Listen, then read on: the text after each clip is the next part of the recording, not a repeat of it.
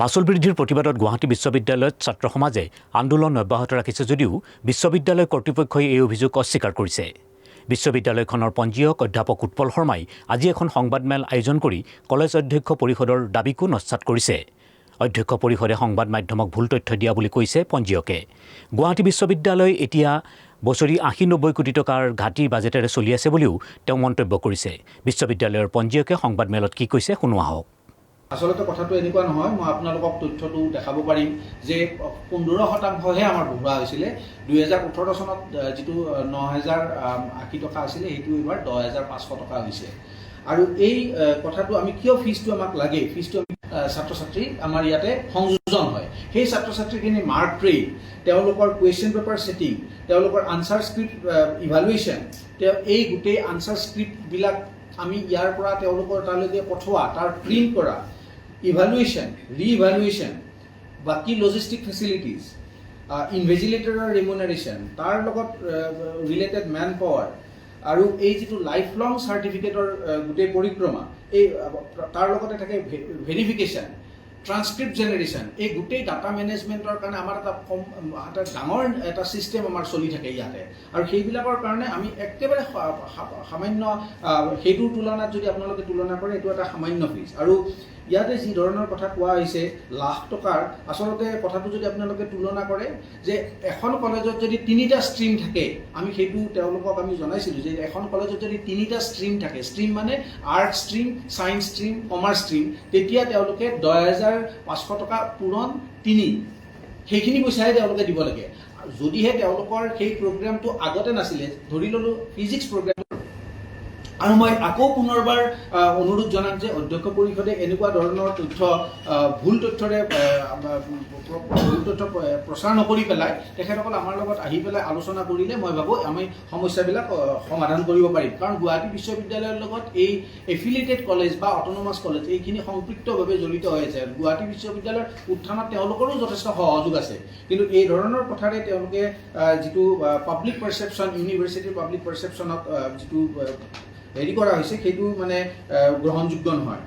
তাৰোপৰি গুৱাহাটী বিশ্ববিদ্যালয়ৰ যদি আপুনি তুলনা কৰে যে যিটো কথা মাজতে কৈছে যে ডিব্ৰুগড় বিশ্ববিদ্যালয়ে ইয়াৰ ফিজ লোৱা নাই, হয় এটা ফিজ হয়তো তেওঁলোকে লোৱা নাই, কিন্তু আপোনালোকে যদি যিহেতু ডিব্ৰুগড় বিশ্ববিদ্যালয়ৰ কথাটো আহিছে এইকাৰণে মই কৈছোঁ যে ডিব্ৰুগড় বিশ্ববিদ্যালয়ৰ যদি আপোনালোকে ফিজবিলাক কম্পেয়াৰ কৰি চাই, হয় দুটা এটাত আমাৰ ফিজৰ অলপ পাৰ্থক্য আছে, কিন্তু যিটো এফিলিয়েশ্যন আৰু পাৰ্মিশ্যন ফিজ সেইটো 2012 চনত ডিব্ৰুগড় বিশ্ববিদ্যালয়ত আছিলে 10,000 টকা, যিটো আমাৰ 2018 চনত ৰিভাইজ কৰা হৈছিলে 9,080 টকা, আৰু এতিয়া আমাৰ সেইটো 10,500 টকা কৰা হৈছে। এফিলিয়েশ্যন আৰু পাৰ্মিশ্যন ফিজৰ কথা কৈছোঁ।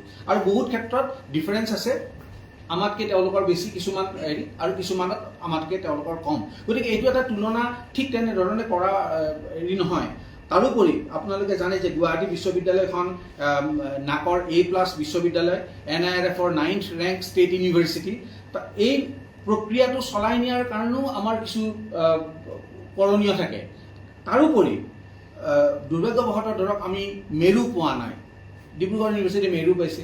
আমাৰ কৰ্মচাৰীয়ে পেঞ্চন চৰকাৰৰ পৰা নাপায়, আমাৰ ফাণ্ডৰ পৰা আমি পেঞ্চন দিওঁ। গতিকে আৰ্থিক আমাৰ অৱস্থাটো কথা আমি ভাবিবই লাগিব, কাৰণ বিশ্ববিদ্যালয়খন ভৱিষ্যত দিনত আগবাঢ়ি যোৱাৰ কাৰণে অৰ্থৰ দিশটো আমি চোৱা দৰকাৰ। আৰু সেইকাৰণে ফিজটো আমি এইটো নহয় যে এইটো ফিজেৰে আমি গোটেইখিনি কম্পেনচেট কৰিম, ই এটা নিমিত্ত মাত্ৰ স্থাপন কৰা হৈছে। কলেজ ডেভেলপমেণ্ট কাউন্সিল, এইটো ক্ষেত্ৰত আমি অলপ আচৰিত হৈছোঁ যে কলেজ ডেভেলপমেণ্ট কাউন্সিলটো এটা ইউনিভাৰ্চিটি গ্ৰাণ্টছ কমিশ্যনৰ অনুমোদিত এটা কাউন্সিল, আৰু সেইটো মেণ্ডেটৰী। যিবিলাক এফিলিয়েটেড কলেজ তেওঁলোকৰ কাৰণে CBC এটা মেণ্ডেটৰী কাউন্সিল, আৰু মেণ্ডেটৰী কাউন্সিলত হোৱা ৰিকমেণ্ডেশ্যন অনাৰেবল ভাইচ চেঞ্চেলৰে যদি এপ্ৰুভ কৰে সেইটো এটা আমি কৰিব পৰা বিষয়।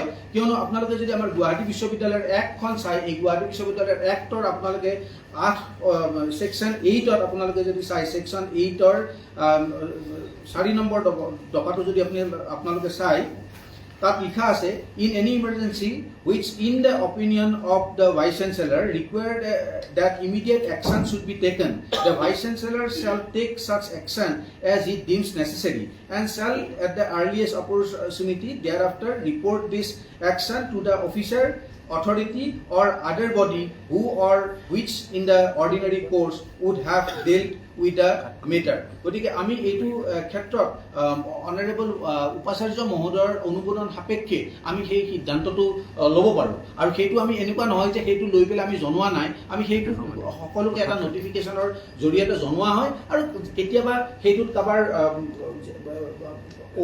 অসুবিধা থাকিলে আমাক জনালে আমি সেইটো আমি ৰিভিউ কৰাৰ কাৰণে আমি প্ৰক্ৰিয়াটো চলাওঁ।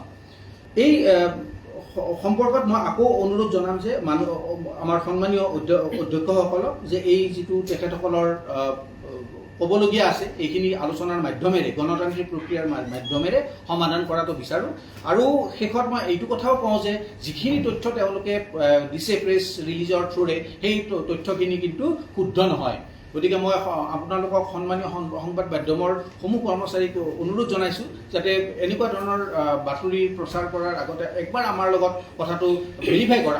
আমাৰ কথা বিশ্বাস কৰিব নালাগে, কিন্তু ডকুমেণ্টটো এটলিষ্ট আপোনালোকে বিশ্বাস কৰিব, ডকুমেণ্টটো যাতে আপোনালোকে আমাৰ পৰা বিচাৰি পেলাই কৰে।